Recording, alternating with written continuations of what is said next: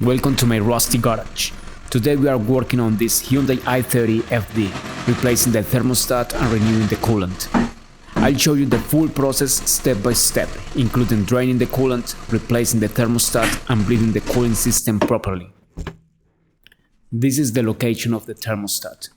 We will need to remove some parts to gain access to the thermostat housing. The first step is removing the air intake duct by loosening these two 10mm bolts.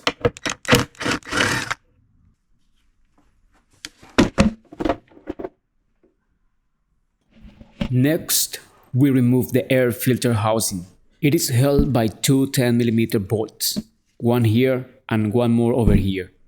As well, the intake pipe, which is held by this clamp and this vacuum hose.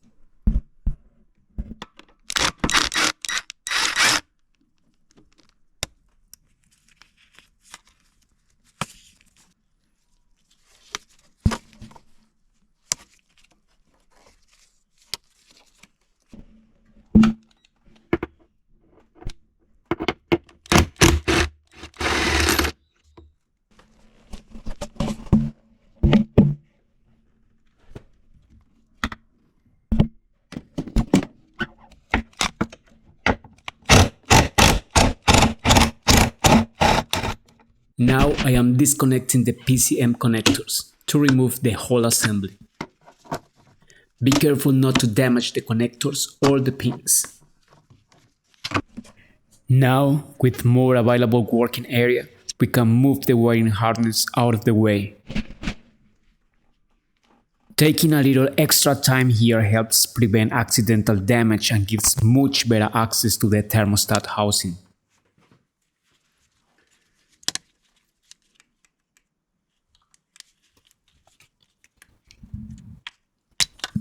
Now it's time to drain the coolant. Before that, here are some important points. First, coolant is toxic. Keep children and pets away. Second, you must dispose it properly. And finally, do what I say, not what you see. Wait until the engine is completely cold before opening the radiator cap. Coolant can reach over 100 degrees Celsius. That's really hot. I work on cars every day and I have learned when it is safe to do it and how to do it. But this is really dangerous. So really wait until it is cold. Press down, turn to the left, release, press down again and turn to the left again. That's how you remove a radiator cap.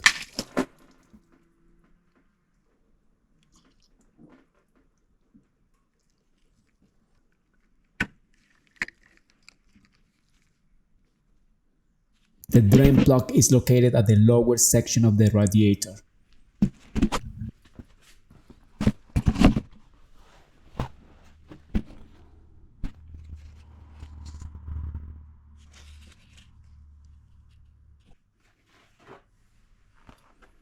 Now, we open the drain plug slowly and allow the coolant to drain completely.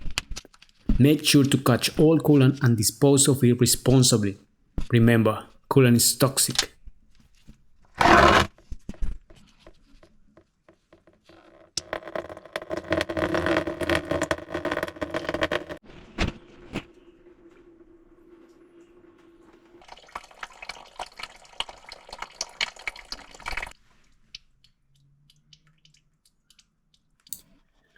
Once the system is fully drained, reinstall and tighten the drain plug. It doesn't need to be super tight.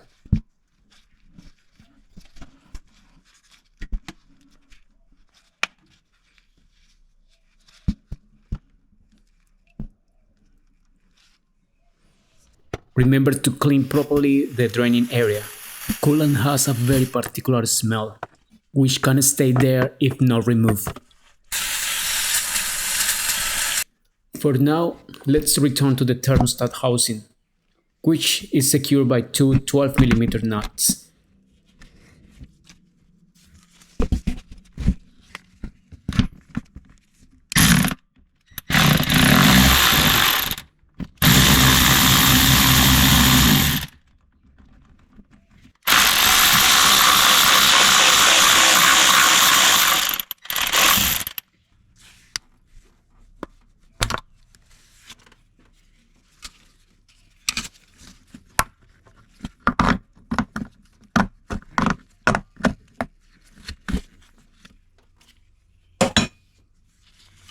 There is still some coolant in the thermostat housing, which will make its way out when you separate it, so just be ready for it. With the housing removed, we can now take out the old thermostat. Here we go.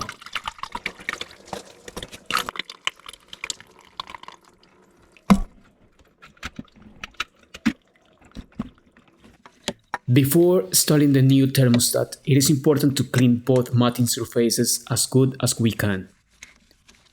Any oil gasket material or contamination here can cause leaks after installation, so you don't want to do this job twice just because you didn't clean properly.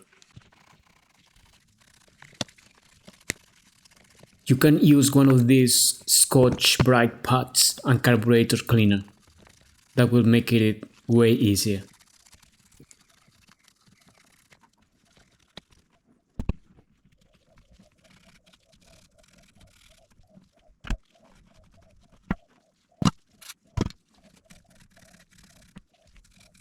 And this is the final result. I am really obsessed with making it as clean as I can.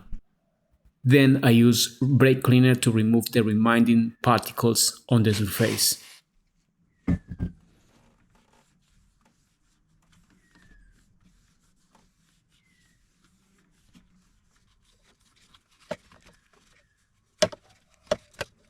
And here is our new thermostat. It is important to always compare the replacement part with the original to make sure the dimensions and orientation match.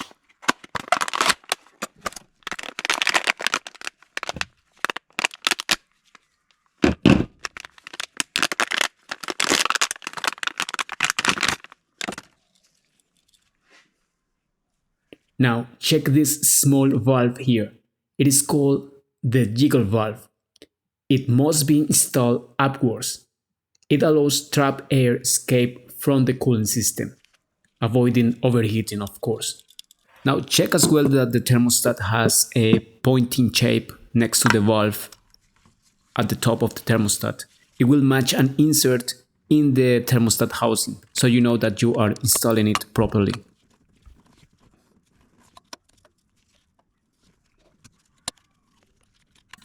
The thermostat must be oriented properly with the spring pointing towards the engine.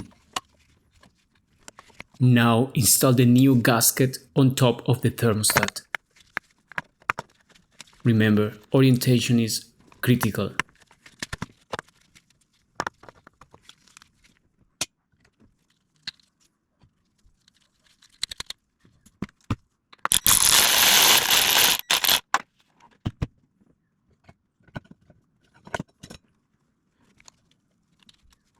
Take your time, don't rush.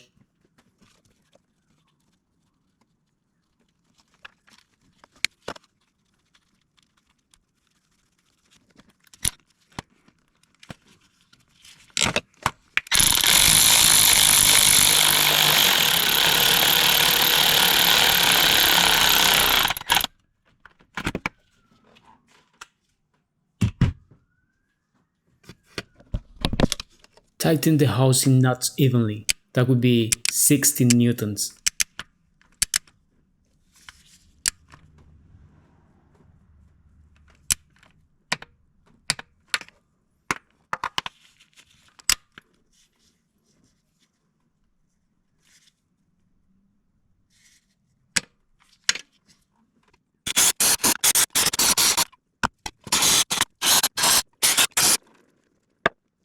Now you can skip this step, but before reassembly I am cleaning the electrical connectors using contact cleaner.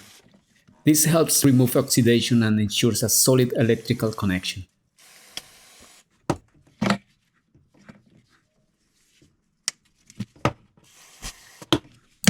Reconnect all wiring and route everything back into its original position. Double check each connector clicks fully into place. If you get a warning light after finishing, your mistake probably was here. Now the air filter housing and the PCM go back in.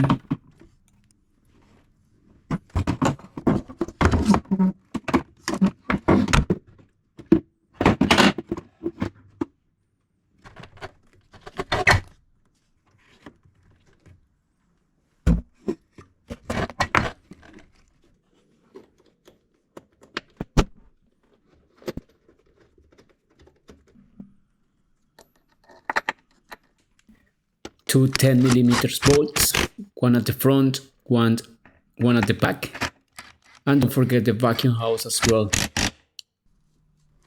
Reconnect the PCM starting by the connector at the back. Ensure all locking tabs are fully engaged and double check. Finally, reinstall the intake duct with the two 10mm bolts.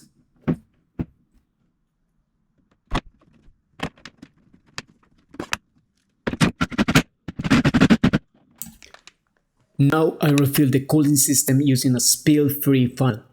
This tool makes the bleeding process much easier by allowing trapped air to escape.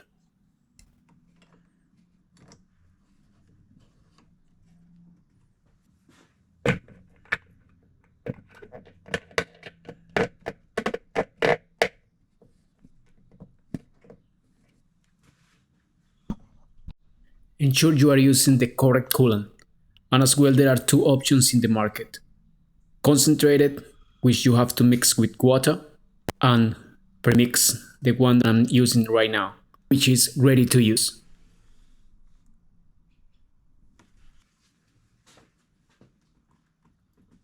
Add coolant until the funnel is full.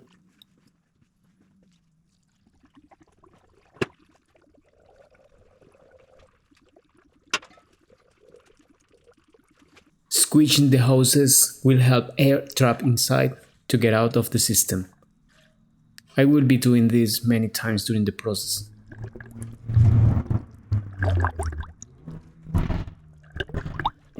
Start the engine and allow it to reach operating temperature. It will take around 15 minutes. And keep an eye on the coolant level as air works its way out of the system.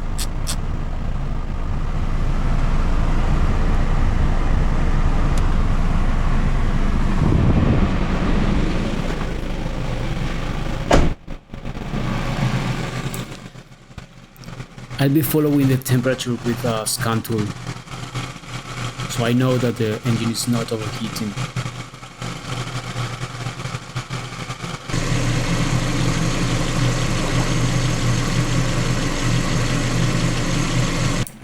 Once the engine has warmed up, I'll give it some throttle to keep it revving around 2500 RPM.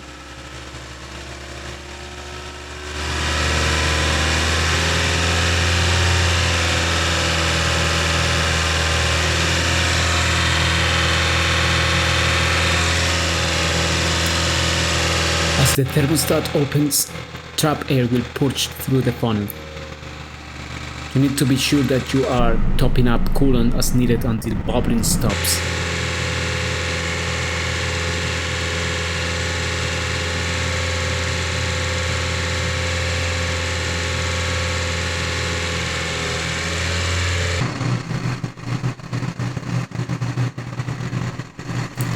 In one point, the fan will be commanded by the ECU to start operating. It means that you are nearly finishing. You should wait for the fan to turn on twice, and then you are done. If there are no remaining bubbles, we can conclude the repair.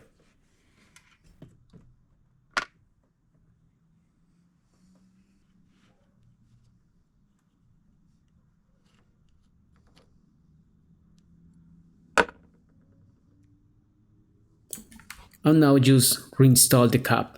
Make sure the cap is properly installed.